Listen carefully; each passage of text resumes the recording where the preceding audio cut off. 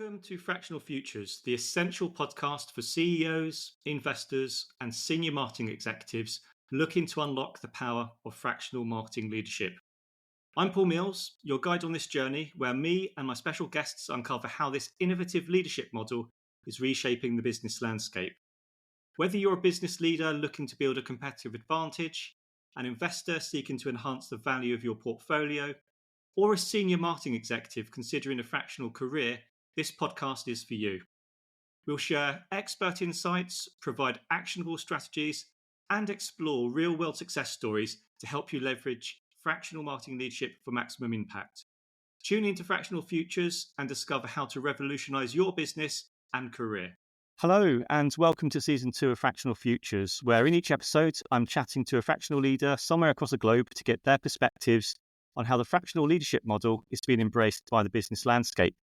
Today, I'm delighted to be joined by Zachary King, or Zach, who operates as a Fractional VP in Australia. And Zach is also founder of the Fractional Exec Community. A bit more on that later. Hi, Zach. Welcome to the show. I believe you're based in Noosa, near Brisbane on the Sunshine Coast. Is that north of Sydney? A little bit north of Sydney, Paul. Yeah, it's probably not more than 18 hours drive, so we're not too far away. That's as we measure things here in Australia. Yeah. I think that would be a flight for us in the UK. I've not been to Noosa. I visited Sydney about 6 years ago, and I didn't get to see Brisbane. I hear it's absolutely fantastic. But I did discover the Moreton Bay bug, which was a very tasty piece of, is it a flat-headed lobster, isn't it? Something like that, mate. It's a local delicacy around here, and it's sold for reasonable prices, which is great. So, Zach, shall we just jump straight in, really? Would you like to tell the listeners a little bit about your background before you became a fractional exec and what you're doing now? Yeah, sure. So I started my career originally way back in the days in tech commercialization. So working with universities to take high-tech research and bring that out to the world, commercialize it, bring it into an actual product. At that point, or after a couple of years of doing that, I decided that startups looked like they'd be a lot more fun. And so jumped into a little digital startup in the publishing space. It was about 15 people when we joined. We peaked at 55. We touched the sun. We didn't quite get there. News Corp was a foundational client, and I found out afterwards from the board that they had rejected an acquisition bid. But that's okay. It's just money, really. And you're in startups long enough, you get a few of those. And then I ended up working for a late-stage ad tech company out of Singapore, an outfit called MediaMath. MediaMath is in that very rarefied air of having raised $1 billion in capital and still managed to go broke. But it was after I left, and very little to do with my expense accounts in Singapore, I assure you. And when I came back to Australia, I launched a startup on my own. I thought I'd been doing it for about 10, 15 years, working for other startups. Thought I'd give it a shot of our own. So we launched a healthcare startup, Mobius, raised a little bit of money, built a product, took it to market, and unfortunately, that's where it got stuck. And that was pretty much about the time I came across the fractional model. So how did you discover the model then? What, did you just stumble across it, or were you introduced to it by your network? Yeah, look, to be honest, I can't even remember where I first came across the fractional concept. I am terminally online, or very online, as I'm referred to, as the saying goes, but I can't remember where I first came across it. But at that time, I was looking for a flexible way of working. That was the primary driver. I had 2 kids under 2 by that point, half a startup as that was winding down.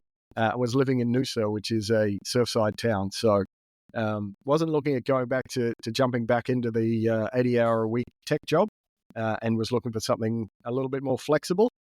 And so, yeah, I thought I'd give the fractional exec a shot. And when you gave it a shot, were there other people in your network? Did you know many other people doing this fractional gig, or were you kind of the pioneer?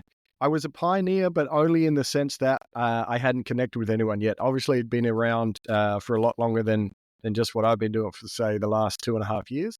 But I certainly didn't know anyone who was doing it. And so my journey into the space was a fairly, trying to think of a politer word than bumbling. It was a fairly bumbling approach where I literally just threw it out to the world and said, hey, I'm doing this fractional thing.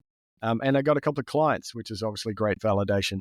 And in that process, right at the very beginning, I actually worked with a couple of clients for free. I worked with 3 or 4 clients. I did a month for free to kind of test out my systems, how's this going to work? How can I actually add value? What tools do I need? What does that look like? And when you're going through that process of, I guess, testing and learning, developing your value proposition, just honing it, were there any challenges you had to overcome, I guess, on a personal level or financial level when you transitioned into that new work style? Yeah, look, the financial insecurity is real. And I've been doing it for a couple of years. I don't think even that's gone away yet. One of the things that's really challenging I find about Fractional is it's very much performance driven. My contracts or my engagements usually start with a 3-month buy-in, and then after that, it tends to be month to month. And so, if you're not delivering value, then you're in trouble, and their contract can end pretty quickly. So that financial insecurity is a real thing. But yeah, that initial kind of free tests or free pilots that I did were really helpful in terms of figuring out how to split my time, how to track the work that I was doing, how to communicate with clients, and develop those systems, which are obviously, very different from when you're working completely embedded with a company from day one. For the listeners, can you explain what your clients looked like in terms of that early stage? Were they people, were they clients that you already knew about? Was it serendipity brought you together? How did you find them? Yeah, interesting. And the $1 million question that always comes about is, how do you find clients? And look, I can honestly say I'm still figuring this out. One of my earliest clients who ended up being one of my longest running clients, and in fact is going to come around again. We're going to do some more work shortly. I only found out about 6 months into the engagement that he had been lurking in what was the audio app that was hot for about 5 minutes out of Silicon Valley. It was audio only. Clubhouse. Yeah. So deep in the middle of COVID, when Clubhouse popped up for a minute, I had a wildly successful Clubhouse room. And by wildly successful, I mean, one time we had 12 people listening in. It was really, it was half a dozen mates, and we would get together every week and talk about stuff. And it turned out that this guy, who was a founder of a pretty successful company, had just been listening and obviously liked what he heard there. And so he then reached out after that. So I had no idea at the time, and had no idea until I was about 6 months in. So really serendipitous on that front. I threw it out to LinkedIn and to Twitter, which are my social media channels of choice. That's my poison. And that's really where the first clients came from, and still continue to come from. It's interesting that you mentioned about offering your time for free to start off with. I guess a lot of senior marketing execs, or any person, any senior executive looking to come to this fractional world, they'll probably think it's a bit counterintuitive, because they've probably left a large 6-figure salary, the security of pensions, all of that remuneration and benefits. And then to come into this, you kind of expect, right, I'm going to start charging from day one. But would you really suggest that they do that kind of pro bono work to start off with, just to hone it before they start charging? Or is there kind of a balance? Yeah, there's always a balance. At the end of the day, you have to do whatever you need to do to pay rent or the mortgage or look after the kids or whatever you need to survive. When I was doing that, I already had some paying clients. So I had, I think, 1 or 2 clients who had started.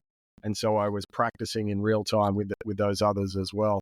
And even though my intent there was genuinely just to kind of hone the craft, pro bono clients that I had ended up being really good lead magnets. The people that I'd worked with ended up referring quite a number of other clients who came in through the front door that way.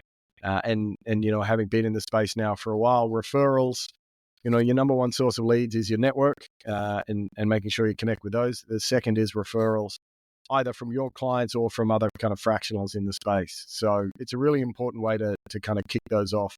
And as you say, it's a balance of, can I afford to do this? Do I have the time?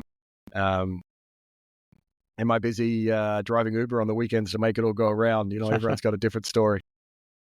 And in terms of those early days of your fractional career, how did the business landscape, how did your clients embrace the model? Did you have to do a lot of explaining to say, look, it's not a consultancy gig? 100%. Yeah. Like the education and the advocacy and the awareness were a big part of what I was doing at the start, and still continue to do to this day.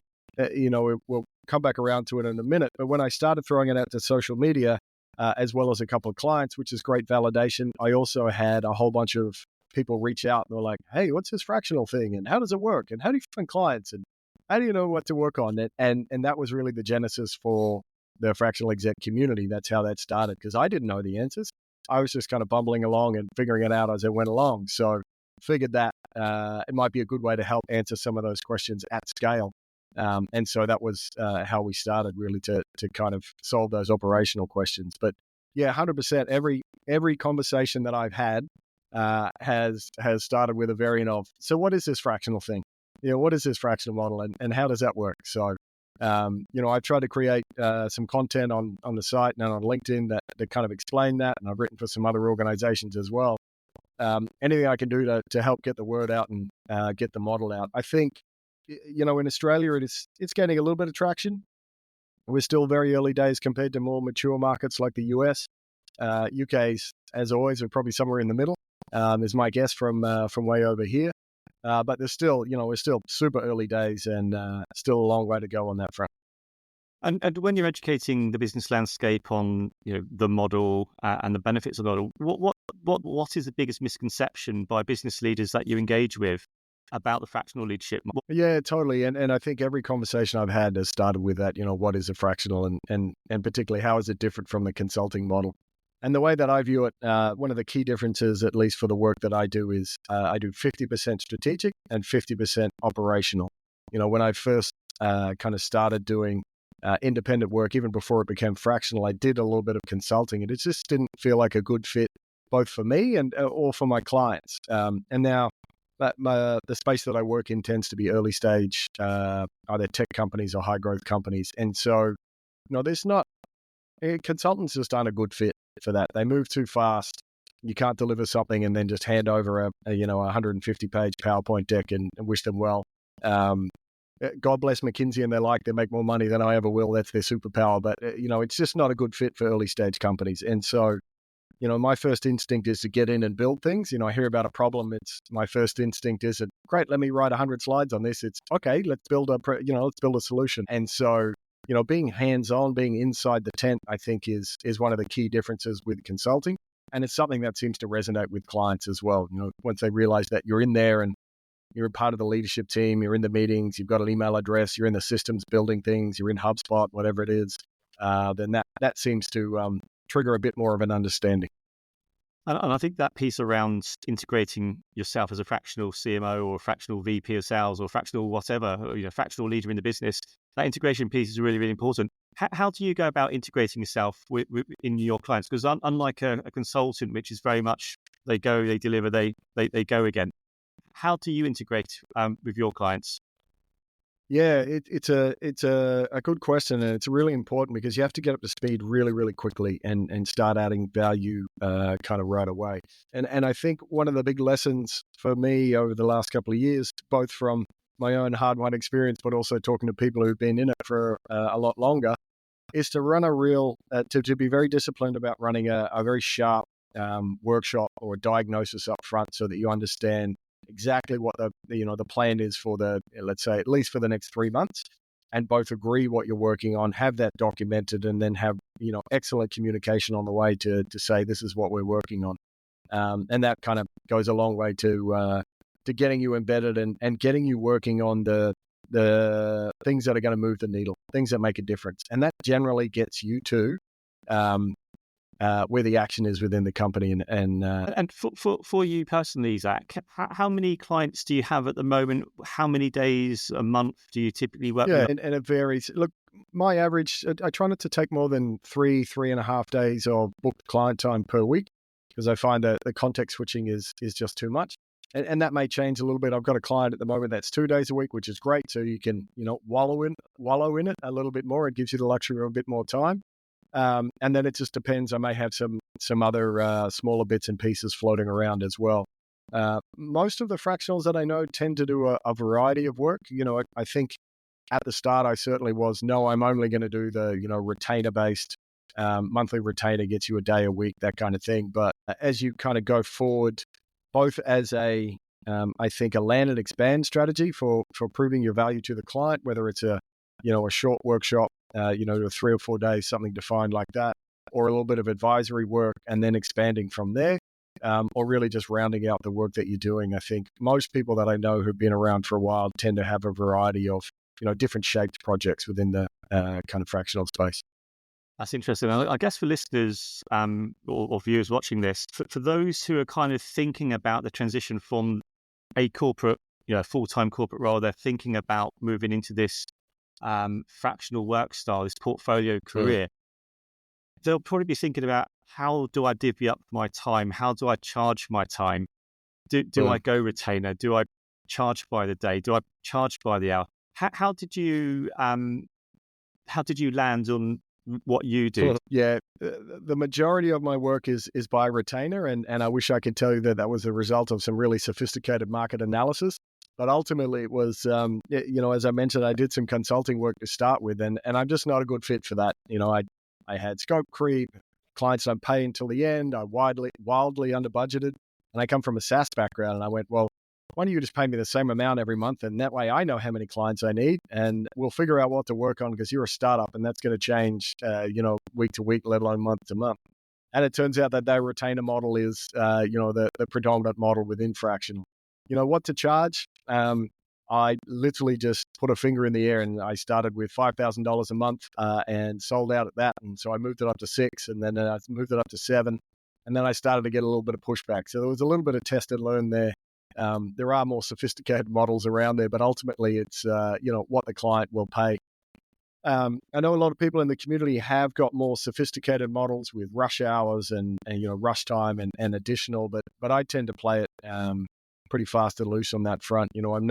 I'm not clocking 6-minute increments. I'm not a lawyer, and I'm not charging like one, unfortunately. So it's pretty it's pretty directional.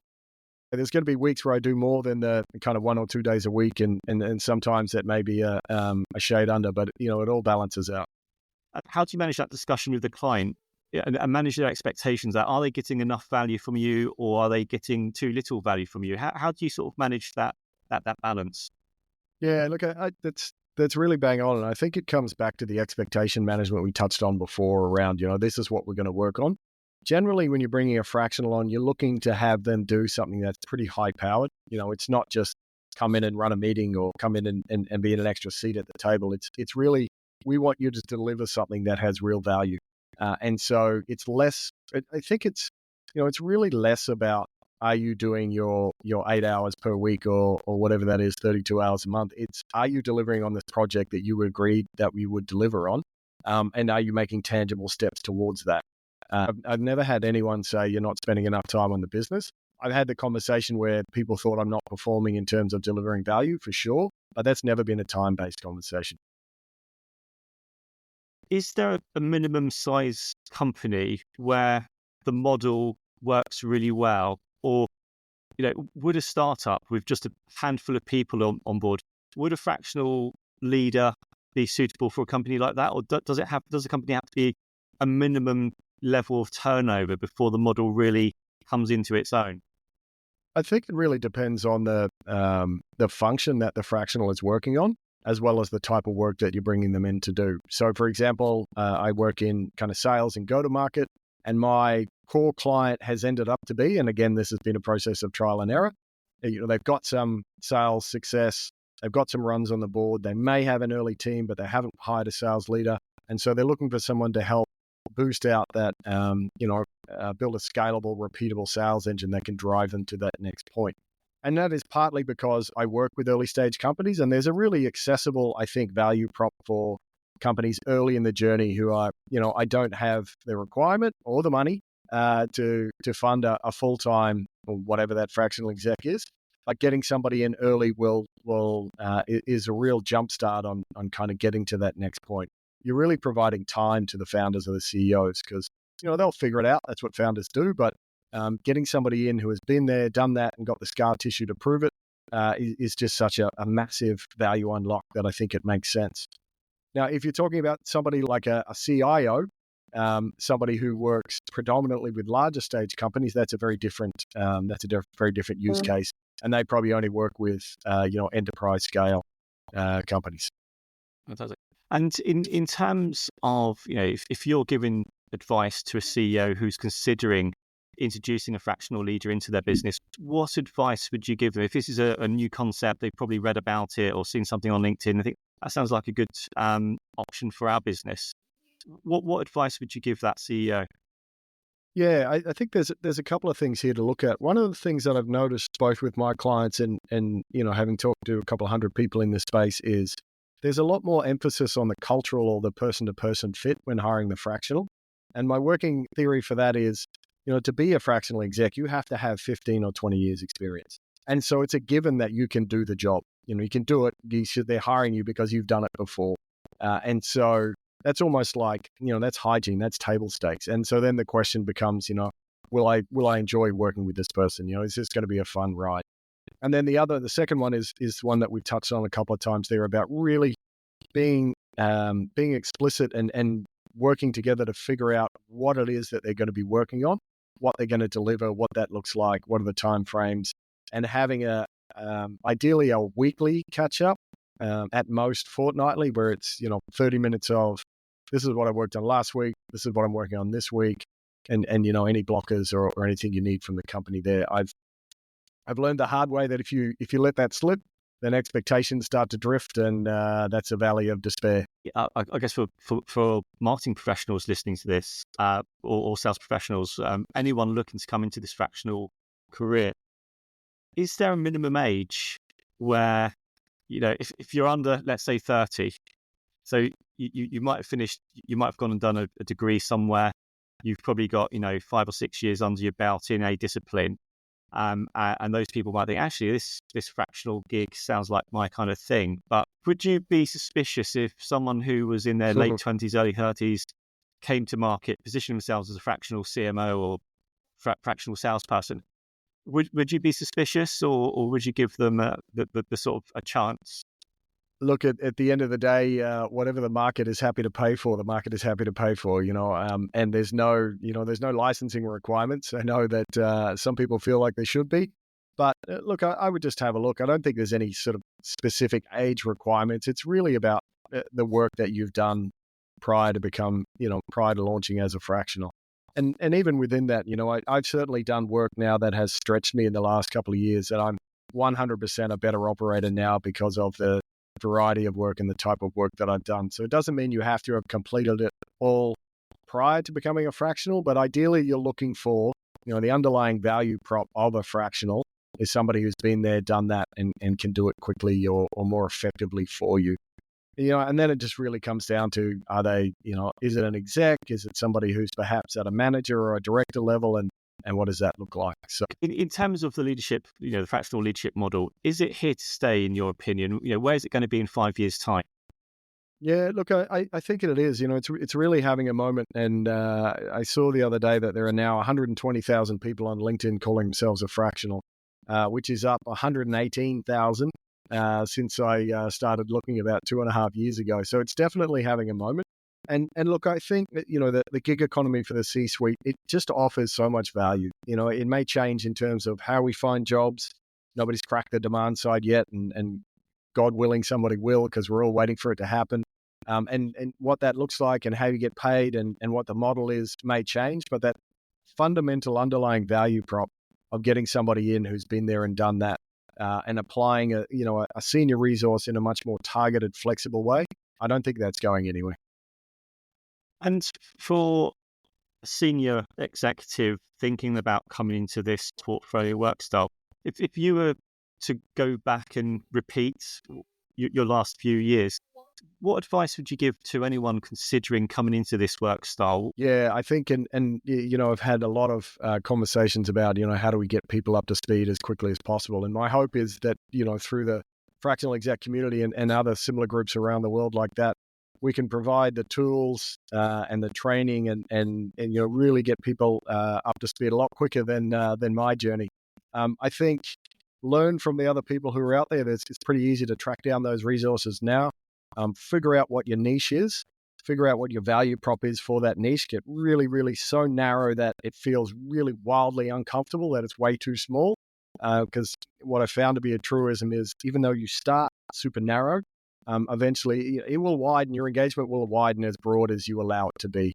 And ultimately there will come a time where the question comes up, and they may phrase it a bit differently, but it's something like, "Hey, old guy, you've been here before. What should we do in this situation?" And whether that's, tech stack or recruitment or funding or whatever that looks like, it really comes back to that. So figure out what it is you're doing and really jump in with both feet. I think you really have to commit to it, at least until somebody comes along and particularly sells for the demand side. You really got to go hard at it and make sure that you are having a proper crack at it, because it is possible, it is doable, but it does take a lot of work.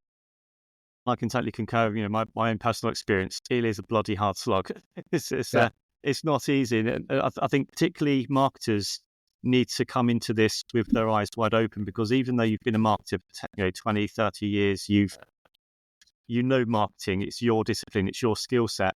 It's very hard going from a CMO where you're predominantly a people leader and you spend most of your time leading people.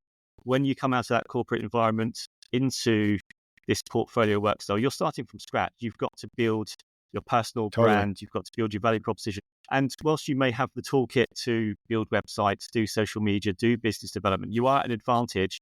It still takes time. And it's taken me a good 12 months to start building traction. And I think I'm an okay marketer, but it does take time. So don't underestimate the amount of time it takes. And serendipity, if you're very lucky, you may have a client or you may have somebody in your network who's ready to buy from day one, but that's quite often a rare situation. Is that what you found? Yeah, 100%. 100%. It is such a radically different proposition. And even, somebody who's been selling for a long time or marketing for a long time, it is such a radically different thing to be selling yourself and defining those services, and to not have a team. Particularly if you're used to working at a senior level at, an exec function, it's like, great, here's the high level. Okay, go and do that for me, team. And then you look around and realize that I am the team. Now I have to go and do that. And now I have to execute on that. And then ultimately, when you get running, that balance between how do I keep the pipeline flowing and, I'm too busy to do pipe because I've got clients, and then your engagement finishes and you look around and, oh, where's my pipeline? Oh, I haven't published anything for 6 months because I've been too busy. It's real. And you touched on it earlier, and I think just before we end, Zach, it'd be great if you could tell the listeners a little bit about the Fractional Exec Community you've set up. Can you explain what that is, and for anyone listening who wants to join, what they need to do, where they can find it? Yeah, totally. Look, we're a free community for anyone who's interested in the fractional exec space. And I mentioned before, we started out to help people move into that space, and that's still the primary function. There's we've built some how-to guides, some operational templates, some some training and some pointers around that. We've got about 500 people. We are from all over the world. We're probably about 70-75% APAC at the moment, but people from UK and North America and Argentina and a few other Sweden. I think we've got a couple in Sweden. So yeah, check it out. It is a .com.au. It's thefractionalexec.com.au, but we certainly have people from all over the world. So jump on, come and join us. We're all organized around a Slack group, and it's just an amazing group of really heavy hitters who have been incredibly generous with their time. Fantastic. And what I'll do, Zach, I'll put the links to that in the podcast notes for people to follow. So Zach, that's probably a good point to close the show. If you've been listening or watching this episode, I hope you found value from the discussion and you've been inspired by Zach's story there. In the next episode, I'll be speaking to a fractional leader from another part of the world, so stay tuned for that one. Zach, thank you again for giving up your time. I guess it's your evening, my morning over here, but thank you so much for sharing your perspectives. I've really enjoyed listening to your journey there, and I wish you the very best of luck with your future journey. Thanks, Paul. That to sign off for the rest of the day, mate. Really appreciate it.